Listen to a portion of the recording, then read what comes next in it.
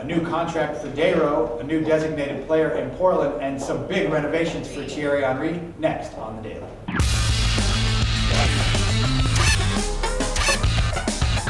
Hey everybody, welcome to another edition of The Daily. Here with Andrew Wiebe, I'm Nick Fershaw. We're going to start out with some big news for Dwayne De Rosario and DC United. The reigning league MVP has a brand new contract with DC. It makes him the highest paid player on the team's books, but he's not a designated player. No, we've been waiting for this to come down for a while now. They've been negotiating throughout the offseason. But like you said, he will be the highest paid player despite the fact that DC have those two DPs in Hamdi Salihi and Branko Boskovic. Essentially, it comes down to this.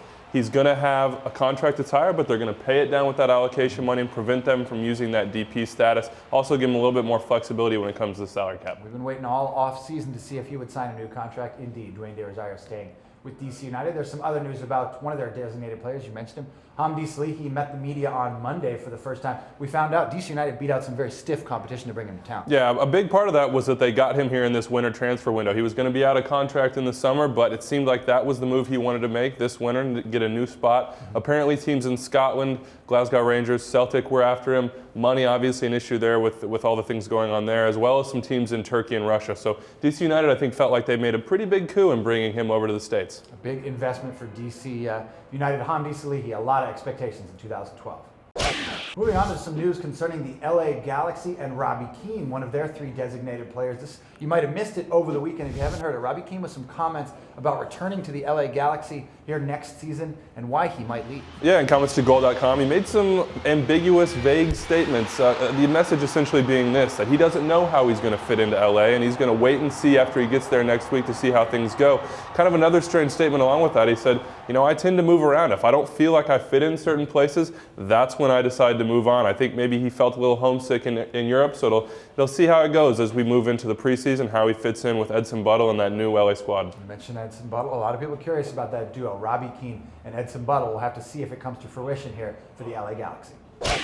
Moving up the coast to Portland, a new designated player in the news. Chris Boyd, the Scotsman that the Portland Timbers have been waiting for weeks, finally meeting the media on Tuesday up there in Portland. You can follow along a live stream 12 noon Eastern on MLSsoccer.com, or you can follow along on PortlandTimbers.com. Chris Boyd, a lot of expectations for him up in Portland. And in comments to the Scottish media this weekend, he was very frank, talking about the Rangers issue, but also talking about his reputation and what people can expect from him in Portland. He said he's very excited to get there, but he's not what he would describe as the most talented player. But he did say, my goal-scoring record speaks for himself, and that has to be something that Portland fans would love to hear. They'll need goals from him up in the Pacific Northwest this year. A lot of expectations on Chris Boyd and the Portland Timbers in their second season in MLS.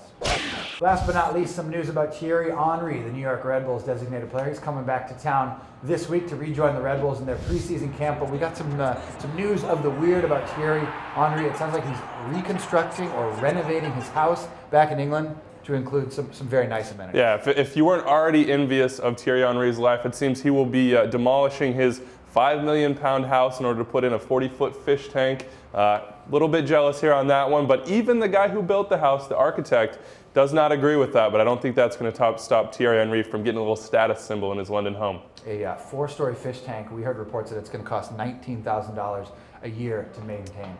That fish tank, well done for Thierry Henry. A couple things before we go. The latest edition of Extra Time Radio is up. It features Eddie Johnson from the Seattle Sounders and an executive from the Major Indoor Soccer League and why he's offered a contract to NBA great Allen Iverson. You can find that on iTunes and Buzzsprout. And don't forget the Desert Diamond Cup. Preseason action really kicking into gear on Wednesday down there in Arizona. We'll have live coverage from Jason Seguini and Greg Lawless, and we'll have live feeds of those games. You can catch all the teams in action at the Desert Diamond Cup on MLSsoccer.com.